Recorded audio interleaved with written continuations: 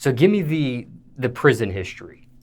The first time I went to prison when I was 18, I did 9 months, and the second time was another time. It was I served a year, like a little bit over a year, and this third time, that's when I did 18 months.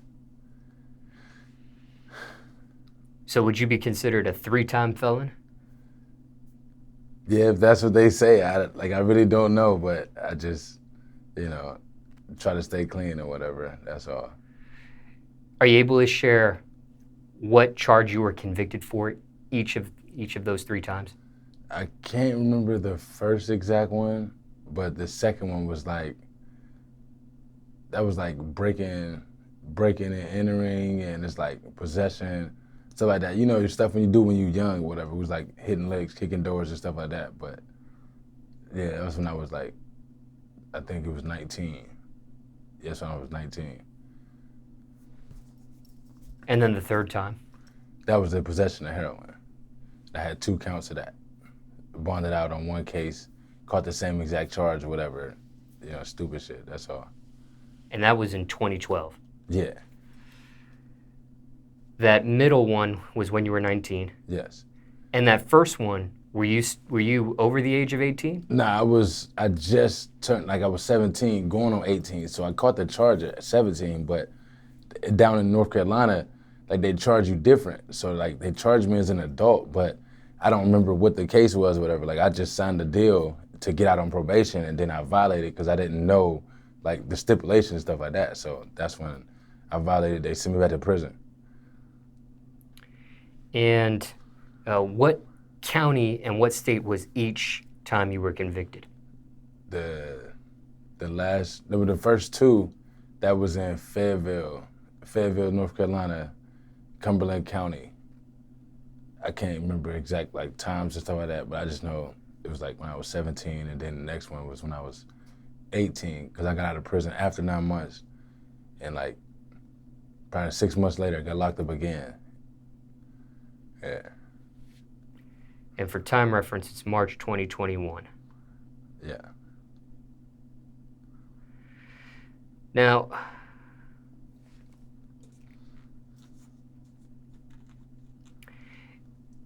the first time you took a plea, the second conviction you took a plea as well?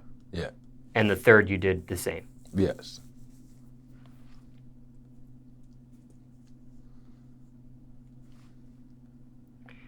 And are you able to name the prisons? The first one was High Rise. The second one was Polk, Polk. These was juvenile institutions. So yeah, the first one was High Rise. Second one was Polk Institutional, and the third one was Lorraine. That's the housing area. They send you there first until you get staged to where you're going. And then I went to Belmont Correctional after that. Then got into it, got upgraded on the level, and then I got shipped to a level 3 down to Cincinnati. So the first 2 were juvenile stints? Yeah, basically. And then the last one was state prison? Yeah. And that was your longest bid? Yes, 18 months. Now, what does that feel like for somebody watching that's never been incarcerated in state prison?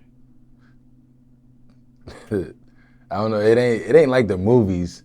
I mean, it all depends on how you carry yourself as a, individual. So if you weak-minded, honestly, then that's when they'll get to you. But if not, you can actually handle your own. I got into fights and stuff like that, but it's not no mental thing where you're just gonna kill yourself. That's if your mind is not strong enough, you feel me? These fights that you were involved in, did you initiate them or were you defending yourself? Nah, just defending myself. I ain't the initiator. I don't really like drama. I don't like all that stuff because you never know when it's coming back to you. So I don't do stuff like that. I turned over a new leaf and was nah, that stuff, I'm not with that. Thinking back, could any of those fights been avoided? Yeah, pretty much they could have if I was in the right place at the right time, but it's wrong place, wrong time type, and then, you know, being with a certain crowd, you know, you gotta at least show them that you can, you know what I'm saying? So that's all it is. They just want to see if you can or not. When you say crowd, are you able to elaborate on that? More like, back then, you gotta think like that was 2007, 2006. That was like around when them Bloods, when there was a lot of Bloods and Crips. And it was like, majority of the music industry was Bloods. So it was more like, that's who I grew up with, but that's who I, you know, migrated towards because that's all I knew. So it's like me being with them, it's kind of like anybody as an outsider, they looking in, they seeing like, oh, he with them, he's part of them. Like, nah, I ain't with them. Them just like, that's who I know. So it's like, that's who I feel comfortable with. So had to end up fighting a few gangbangers, but besides that, just like regular people, you know what I mean? Somebody watching this, never been to state prison before, but maybe about to. What are some do's and don'ts in state prison? Stay out of them people's business. Like, don't go telling something that you ain't got no business with. Like, if you ain't got no business with them, don't go talking about nothing, because once you say something or somebody see you say something, you can't deny it, and ain't no getting out of there. All you can do is put yourself on PC. So it's like, if you want to live in protective custody your whole time, then hey, that's on you. But just stay out of people's business, man. Just keep your nose clean. That's all you gotta do. You ever done PC? Nah, hell nah. Ain't no point. Like, you know what I mean? Like, I done seen a lot of stuff in prison. They can still get to you if they want to. So there's no, you know what I mean? Like, there's no going in PC, because I just seen that happen before. So no. Care to share? What, seen like? Care to explain? I seen a few COs like hit that door for them, you know what I mean? Like, and it's like late night, like 12, 1 in the morning, you know, they gonna unlock their door for them and they gonna let them in there on you. So it's like, ain't no way around it. You can't get away from them people. Now, with these do's and don'ts, and are there any other do's and don'ts? I mean, that's the best thing I could say to you. Like, some people watching this may be in gangs, some may not. With this do's and don'ts that you just provided, does that apply to gang members or not? nah. Gang members, they're more likely, they follow a code, so they're gonna have to do whatever it is that they go by. So if you're just a regular civilian, yes, then you just keep your nose clean. Now, aside from the PC stuff that you experienced viewing, any prison stories you want to share with us today? Nah, I ain't really got no, like, I don't know. It's more like I done seen, you know, just the COs, everybody, you know what I mean? Like, if it's like a CO situation, somebody, boom, they take something from somebody else. Then they find out that it happened on their watch. So it's like, that CO, he gonna get in trouble. So in order to get him out of trouble, he gonna have to make something happen. So I done seen him make these two people turn on each other, but they messed this little dude up, and then they made it look like it was them two going at each other, and then they got sent up out of there. So he covered his ass. Like, I just seen shit like that. Just like that shit, some of that shit you don't even want to see. Like, yo, that shit ignorant, foul. Like, that's why I was like, yeah, that ain't for everybody. You gotta be strong-minded to go through that, yo. What's the craziest thing you've seen? Shit. When I was in the shower, we in there showering, I just seen somebody run up on somebody and hit him with a shank. Like, that's when I just knew, like, damn, these motherfuckers in here, this shit ain't regular life, you know what I mean? Like, this is what they live by, though. So it's like, me new to that, that's when I was fresh. That's when I was the second time when I went to the joint. Yeah, the second time I seen somebody run in there and shank somebody, like, why are we taking a shower? Like, that shit you don't see. You see that shit on TV, like, on movies and shit. Do you know if that person was okay? I don't know, I just got the fuck up out of there. Like, I ain't got, I mean, I can't save him, I ain't no paramedic, so, you know what I'm saying? In a situation like that, where that happens, is that whoever's taking a shower just gets up and leaves immediately and lets whatever happens? Is that the protocol there? Or? You gotta keep your nose clean. Like, it ain't got nothing to do with me. Like, I mean.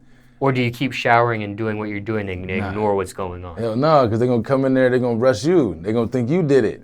You trying to play it off like you still taking a shower. Like, so I just get up out of there. Like, I ain't got nothing to do with that. I ain't see shit. I don't know nothing. Like, I'm not about to say nothing. I don't know what's going on. What was the biggest lesson you learned from your experience in state prison?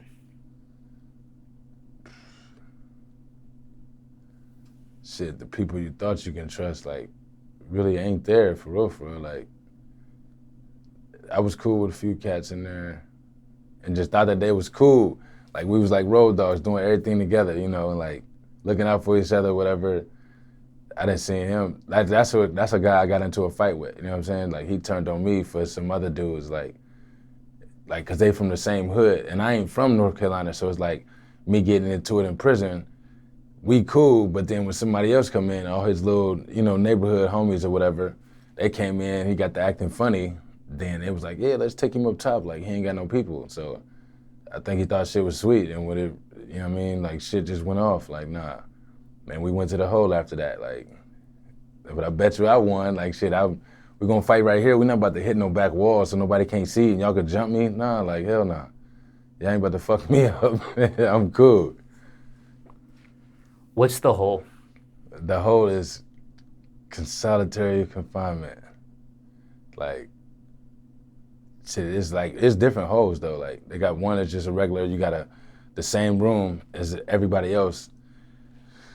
You 23 and 1, you on lockdown. Then they got the ones that's 24 and 1, or not even, my bad, correction, not even 24 and 1. Sometimes you just don't even come out the room. They got like a little, a porter that come to your room. They just open your door. You go in there, take a shower, use the bathroom in there, use the bathroom in a hole in the floor, like a real live, a hole in the floor.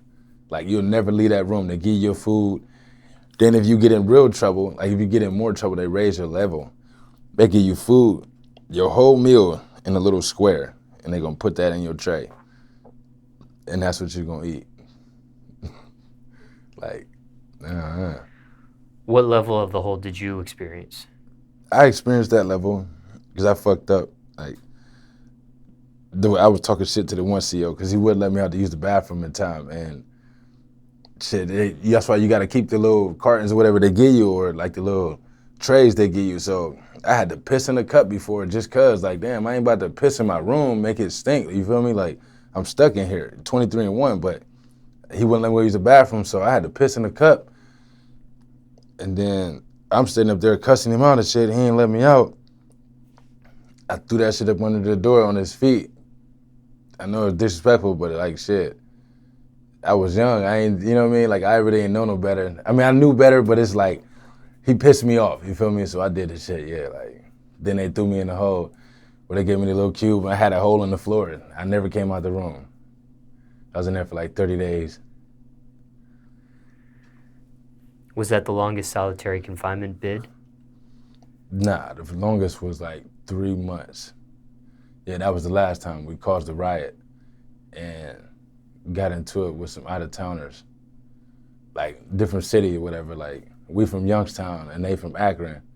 We got into it with them because one of the homies, he fought somebody and then the shit just went all bad and we ended up causing a riot inside the gym, mace everywhere, all that shit like that. Like, which wasn't supposed to happen, but, you know, we just not thinking, you feel me?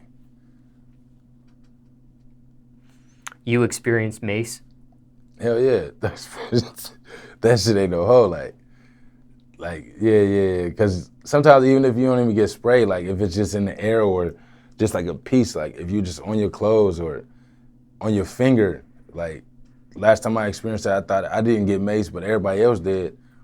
And it was just in the air. So I'm riding in the car one day, after we done or whatever, I just go to rub my face, just real strong, like, oh shit, like I had to pull over, like that mace.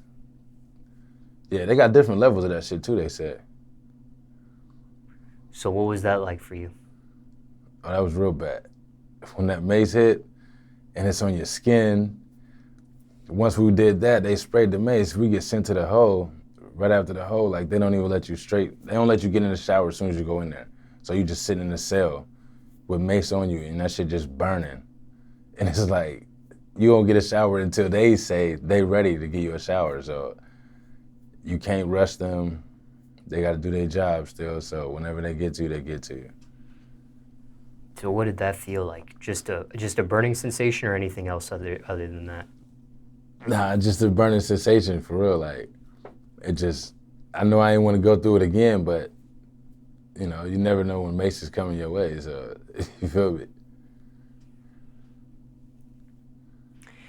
And a question: when it came to the solitary confinement with the hole in the middle of the room there for you to do a 1 or 2, Yeah. I mean, do you even have access to toilet paper and things of that nature, or no? Yes, they give you a roll of toilet paper, but they give you a roll of toilet paper without the inside. Like they'll take out the inside of it, so you can't use it for no type of weaponry, like anything contraband, none of that. They're not giving you no contraband in your room. That's why they give you your tray in a square.